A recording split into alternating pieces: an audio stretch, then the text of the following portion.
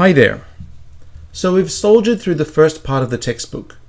We now move on to part 2, which is called Context of Learning and Teaching. There are just 3 chapters in this section. You might notice that as we move through the book, we are slowly getting towards the finer parts of teaching.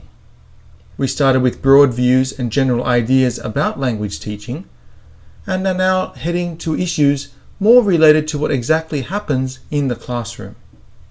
Shall we begin? Our main objectives in this chapter is to gain a better understanding of the differences between teaching children and teaching adults. Most of our energy is going to be spent discussing what we need to consider when teaching younger learners. This is very important as teaching English to children is becoming more and more commonplace. I hope you'll develop a solid opinion about various topics that appear in the chapter. This week, we have just 3 topics to look at. 3! Can you believe it? As I said though, we'll be spending a little extra time considering teaching younger learners, so don't get too excited just yet. I'd like to get straight into a discussion topic. As I said before, it is becoming more common for parents to put their children into English conversation schools from a young age. What do you think about this? Because you are studying about foreign language education, people will often ask you your opinion on this subject. So, imagine your hairdresser asks you whether he or she should send his or her child to an English conversation school. What would you say? What advice would you give? I hope you'll be ready with some good answers to share in class. A common belief among those who have not done much research or reading about teaching foreign languages is that the younger one is, the better he or she is going to be at the target language. This, however, is not always the case. An important part of this issue is how you define success in language learning. Our textbook suggests that adults tend to analyze language a lot more than children, and that they can acquire vocabulary more quickly. But children tend to become able to speak more fluently more quickly. Even the age of the child can make a difference. A 4-year-old child will learn in a completely different way to a 10-year-old, for example. There are so many issues to consider, you could actually do a whole course just on teaching English to younger learners. There are other topics to consider with teaching children as well. For example, intellectual development. Children's brains are still developing, so there are many limits to what they can handle mentally. We can't go out there and use ultra-complex ideas and concepts. Children generally have short attention spans, but so do many adults, right? Anyway, so because of their short attention spans, we need to make sure our classes are fun and lively.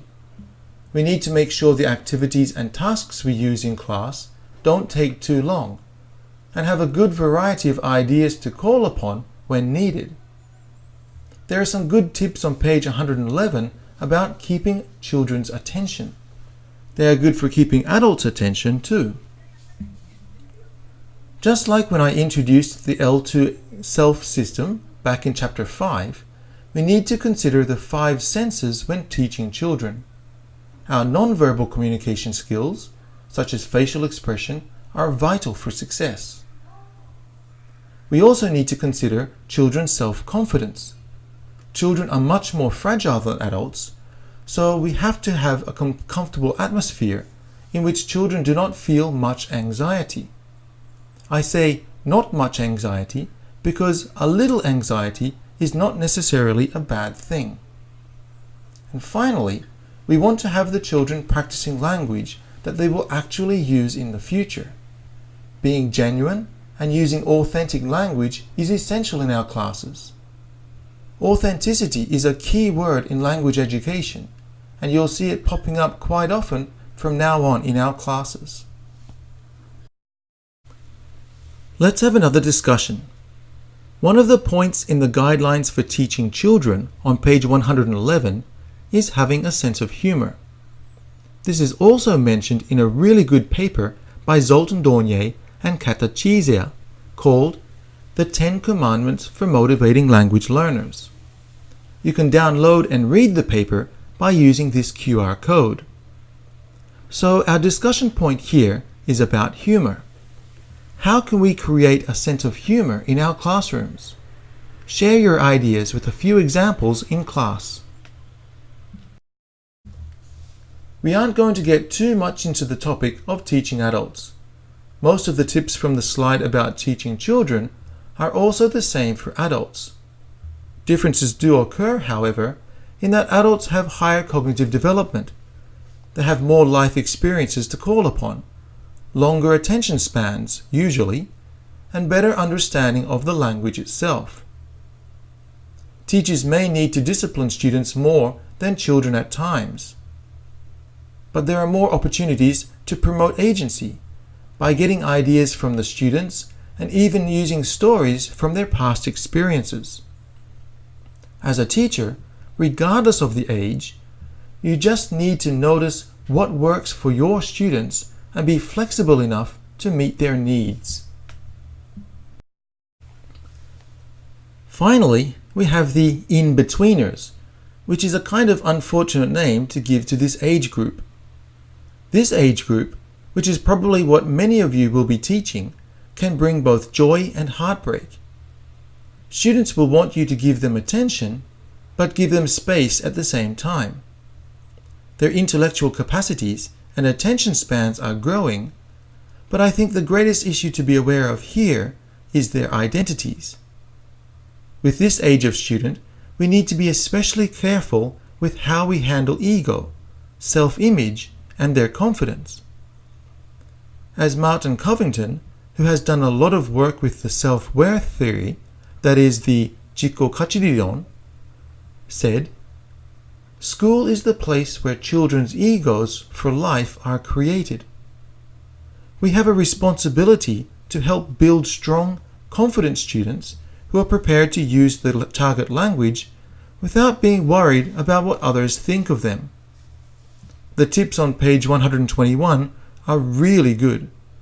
I suggest you highlight this page, even perhaps make a poster for yourself based on the points given here, so you'll be able to call upon them in the future. To finish off, let's have another discussion. When teaching teenagers, it is really easy to unintentionally say something that hurts their egos and lowers their self-confidence in English. Even though before they were motivated to learn English, they might become demotivated. My question is about how to re-motivate students to confidently use English again.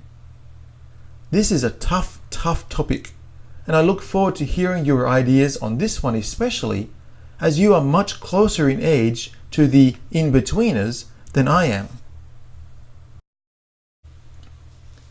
Well, that's it for this week. I think we have 3 pretty good discussion topics this week. I hope to spend even more time than usual covering these important classroom issues. See you soon.